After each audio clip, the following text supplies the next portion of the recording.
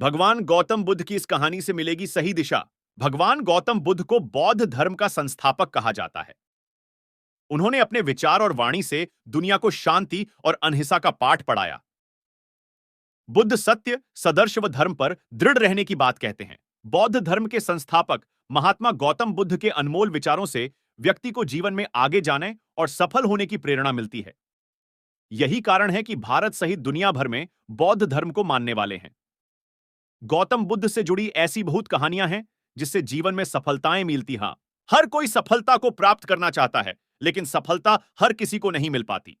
लेकिन आपने सोचा है कि आखिर इसका कारण क्या है? इसका जवाब आपको गौतम बुद्ध के जीवन से जुड़ी इस कहानी से मिलेगा। इस कहानी के माध्यम से आप यह जान पाएंगे कि सफलता के लिए की जाने वाले प्रयासों में हमसे कहां चूक हो जाती है, जिस कारण असफलता का सामना करना पड़ता है। सफलता से जुड़ी गौतम बुद्ध की कहानी। एक बार गौतम बुद्ध अपने भिक्षुओं के साथ एक गांव से गुजर रहे थे। उस गांव में पानी की व्यवस्था न होने के कारण लोग परेशान थे। गांव के लोगों को पानी लाने के लिए बहुत दूर जाना पड़ता था।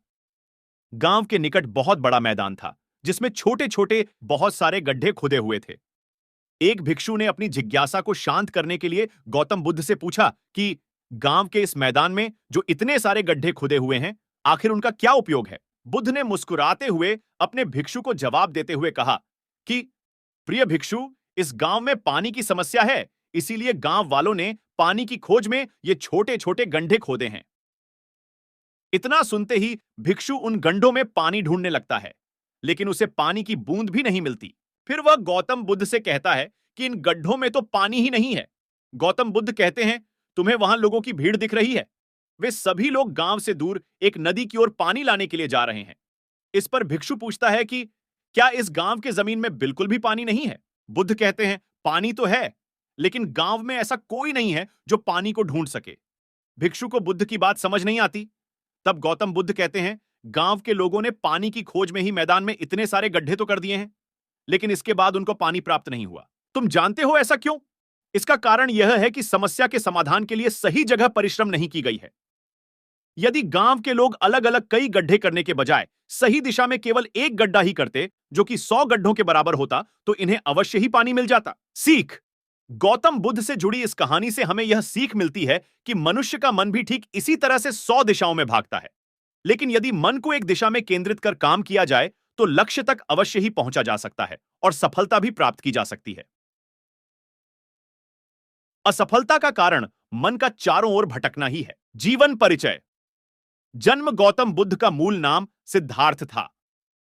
सिंहली, अनुश्रुति, खारवेल के अभिलेख, अशोक के सिंहासनारोहण की तिथि, कैंटन के अभिलेख आदि के आधार पर महात्मा बुद्ध की जन्म तिथि 563 ई पूर्व स्वीकार की गई है। इनका जन्म शाक्य वंश के राजा शुद्धोधन की रानी महामाया के गर्भ से लुंबिनी में वैशाख पूर्णिमा के दिन हुआ था। शाक्य गणराज्य की राजधानी कपिलवस्तु के निकट लुंबिनी में उनका जन्म हुआ। सिद्धार्थ के पिता शाक्यों के राजा शुद्धोधन थे। बुद्ध को शाक्य मुनि भी कहते हैं। सिद्धार्थ की माता माया देवी उनके जन्म के कुछ देर बाद मर गई थी। कहा जाता है कि फिर एक आर्षि ने कहा कि वे या तो एक महान राजा बनेंगे या फिर एक महान साधु। लुंबिनी में, जो दक्षिण मध्य नेपाल में है, सम्राट अशोक ने 3री शताब्दी ईसा पूर्व में बुद्ध के जन्म की स्मृति में एक स्तंभ बनवाया था। मथुरा में अनेक बौद्ध कालीन मूर्तियां मिली हैं, जो मौर्य काल और कुषाण काल में मथुरा की अति उन्नत मूर्तिकला की अमूल्य धरोहर हैं। बुद्ध की जीवन कथाओं में वर्णित है कि सिद्धार्थ ने में, जो दक्षिण मध्य नेपाल में है, सम्राट अशोक ने 3री शताब्दी ईसा पूर्व में बुद्ध के जन्म की स्मृति में एक स्तंभ बनवाया था। मथुरा में अनेक बौद्ध कालीन मूर्तियां मिली हैं, जो मौर्य काल और कुषाण काल में मथुरा की अति उन्नत मूर्तिकला की अमूल्य धरोहर हैं।